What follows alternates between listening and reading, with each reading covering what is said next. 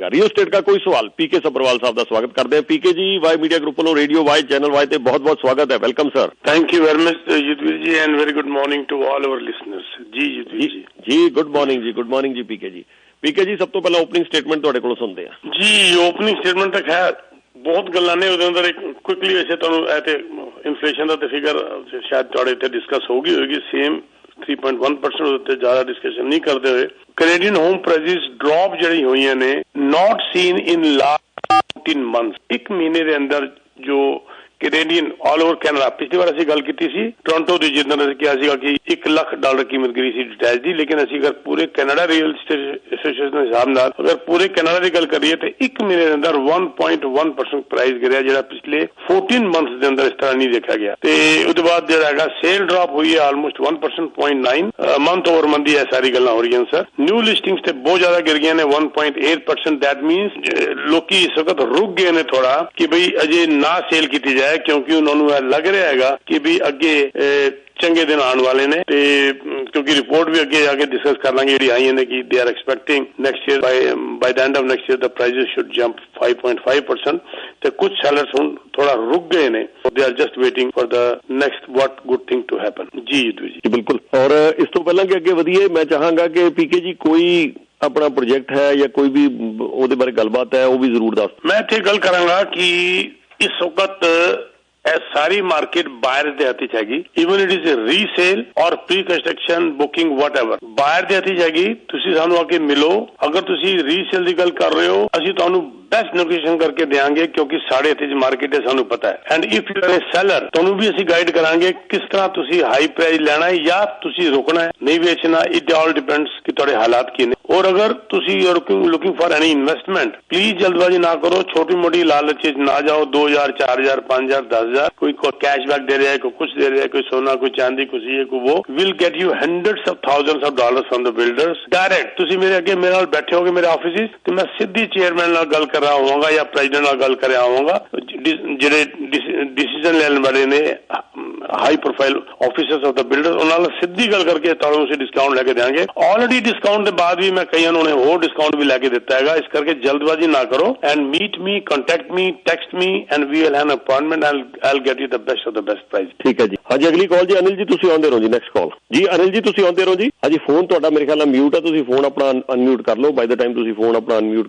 ਕਰ ਰਹੇ ਹੈਗੇ ਹੋ, ਮੈਂ सवाल पूछ रहा हूं। मैं सुप्रभात जी। हाँ जी, हाँ जी, सुप्रभात जी। हाँ जी, हाँ मैं पंकज जी भी साथ में है ना? पंकज जी आज नहीं है जी, ही इज अवे।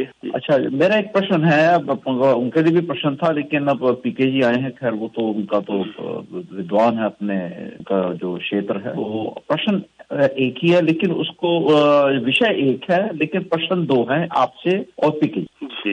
हाँ जी, प्रश्न ये है, एक गहन समस्या सामने नजर आ रही है। मार्च तक करीब 30 लाख लोगों की जो रिन्यू अपना मोर्टगेज है वो रिन्यू होने वाला। अभी मैंने कल भी एक लोगों मेरे परिचित हैं, उनका भी रिन्यू हुआ। तो 30 से लेकर 40%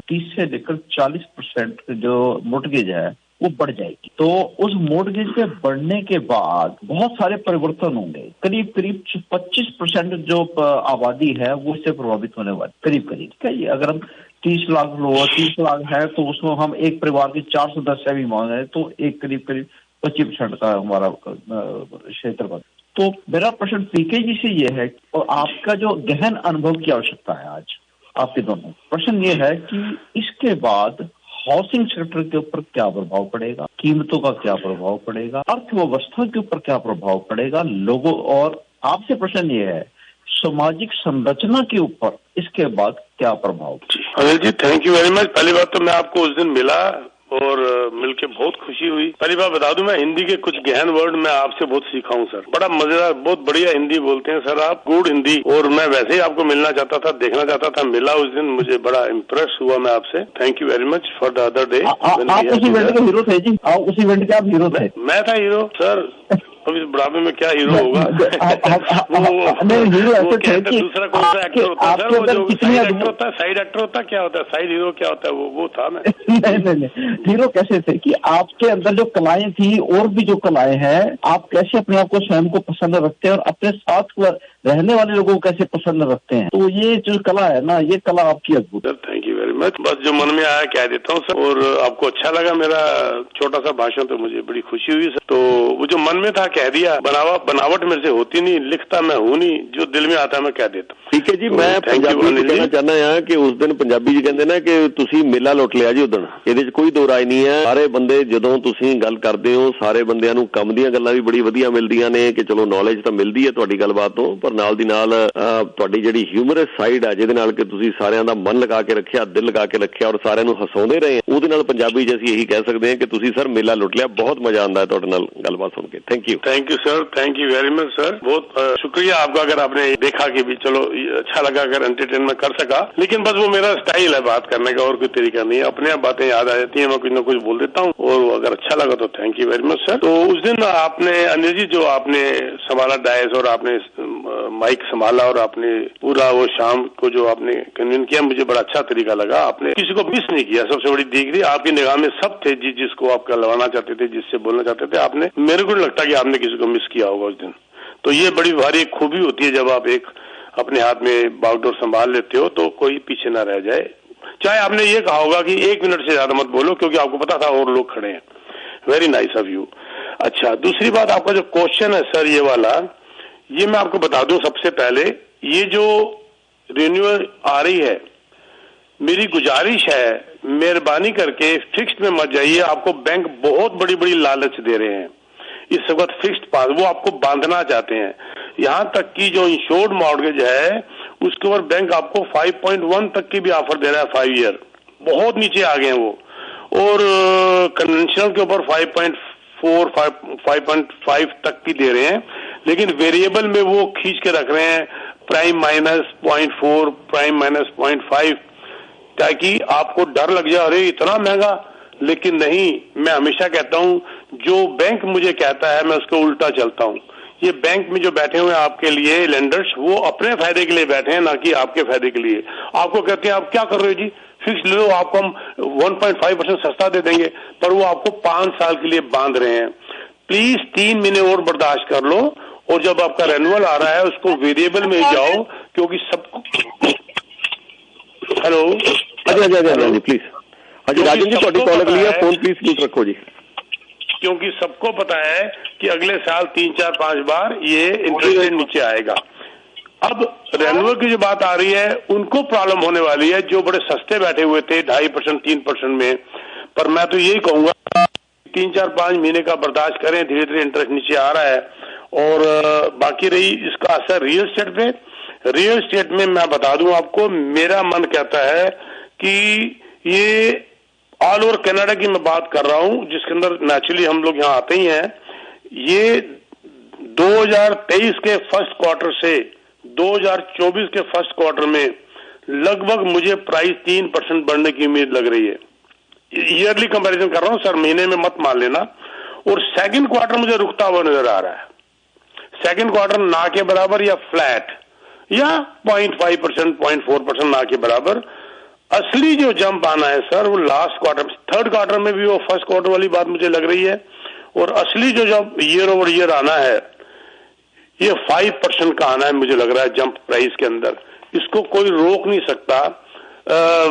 अब मेरी बात कईयों को तो अच्छी लग रही होगी, कईयों को बहुत बुरी लग रही होगी, पर मैंने अपनी बात कह देनी है और निकल जाना है। ये जो है, लेकिन ये जो 24 के एंड में जो मैं 5% की बात कर रहा हूं ना, ये वही लेवल आ जाएगा जो क्वार्टर 1 था 2022 का, उसी लेवल पे हम लोग आ जाएंगे, देख लेना आप। ये 2024 के आखिर तक ये प्राइस की बात है। मॉर्गेज का, यस, मॉर्गेज का झटका लगना है। और अगर किसी ने तैयारी नहीं की थी, या ये एक बड़ी भारी अनिल जी प्रॉब्लम है ह्यूमन बीइंग के अंदर कि वो सिर्फ अच्छे दिन ही देखते हैं, बुरे दिन देखते ही नहीं। बस बुरा तो होना ही नहीं, अच्छा ही होना है, वही इंसान मार खाता है। मैंने कई लोगों को देखा है, बस जी कमाई होगी, 2 लाख कमाई होगी, 1 लाख साल की कमाई होगी। रियल्टर्स की भी मैं बात अगर कर लूं तो बड़ी बड़ी गाड़ियां ले ली। अरे भाई कुछ रेनी डे के लिए बचा लो। घर के अंदर भी यही हो रहा है, चलो यहाँ चलते हैं, वहां चलते हैं। उन्होंने कोई कुशन रखा ही नहीं हुआ। अब अगर ये लोग परेशानी में आएंगे तो इन्होंने कुशन क्यों नहीं रखा, क्यों नहीं अपने आप को संभाल के चले। परेशानी में आओगे, अब क्या कर सकते हैं, कोई हल तो है नहीं। कईयों को असर ही नहीं होता, इकोनॉमी का। उनको, क्योंकि वो अपने हिसाब से चलते हैं, उनको किसी और के पास, किसी और के साथ, जैसे कहते हैं ना, चलने की उनको जरूरत ही नहीं होती। और वो लोग जैसे कहते हैं उनको इन बातों का असर नहीं होता। लेकिन ऐसे भी बहुत लोग हैं जिन्होंने अपनी फाइनेंशियल्स को मिसमैनेज करके किया हुआ है, वो छोटे छोटे झटके से परेशान हो जाते हैं, फिर कभी सरकार को ब्लेम, कभी इसको ब्लेम, कभी इसको ब्लेम। मैं उनसे ये बात पूछता हूं, जब उनका 2.4% या 2.4% इंटरेस्ट था, जो कि ऑलमोस्ट फ्री था, तो उन्होंने कितने पैसे जोड़ लिए? सिंपल मेरा लोगों को क्वेश्चन है कि अगर उन्होंने पैसा जोड़ा नहीं था, इन्होंने मिसमैनेज किया। मैं हमेशा कहता था, जिदुर जी आपको याद होगा, ये लोएस्ट इंटरेस्ट रेट का मतलब ये है कि जो कुछ है ये एक्स्ट्रा पैसे को अपने पास जोड़ लो, ये आपके बुरे दिन में काम आएंगे। अगर निकाल लो 2.5 साल 2 साल पुरानी मेरी या बाय मीडिया की आप निकाल लो, हमारे यहाँ पर जो हमारे टॉक शो, आपको ये एग्जैक्ट डायलॉग मेरा मिलेगा। जब मेरे को अप्रूव किया गया था 4% के हिसाब से और मेरे को इंटरेस्ट मिला था 2%, तो वो 2% कहाँ गए?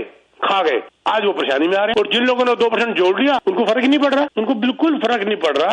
तो सर, ये मेरा मानना है, बाकी तो अब देखा जाएगा जो आगे होगा। सर हाँ जी, सामाजिक संरचना ते ऊपर असर तां पएगा कि जे फर्ज कर लो कि बहुत ज्यादा कोई फाइनेंशियल डिसरप्शन हो जान, बहुत ज्यादा कोई दिक्कतां आ जान, फिर जरूर हो सकता है।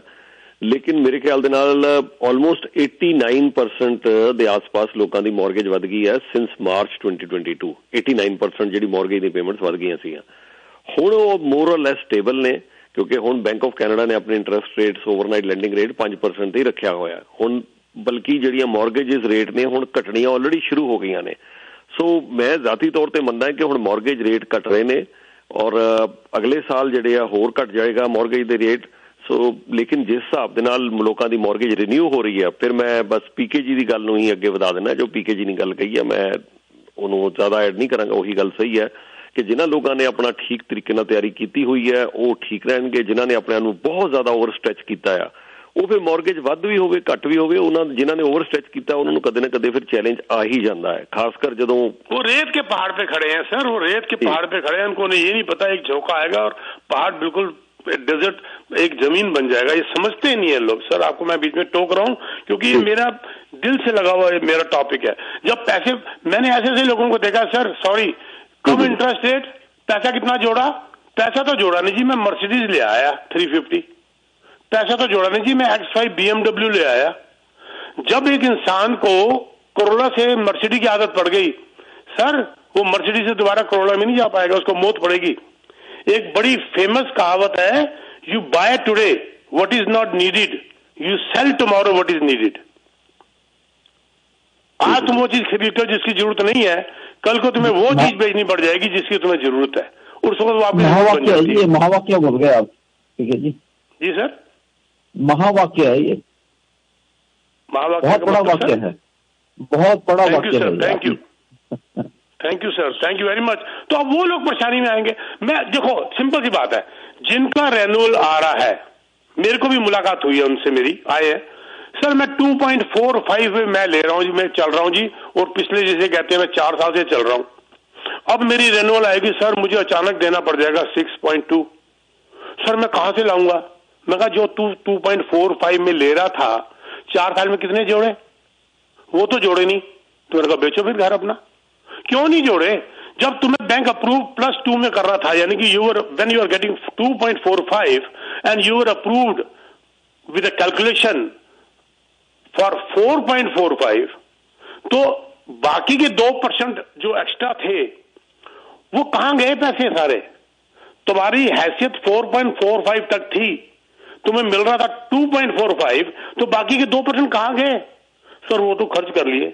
तो ठीक है फिर, अब now sell today what is needed, बेचो इसको फिर।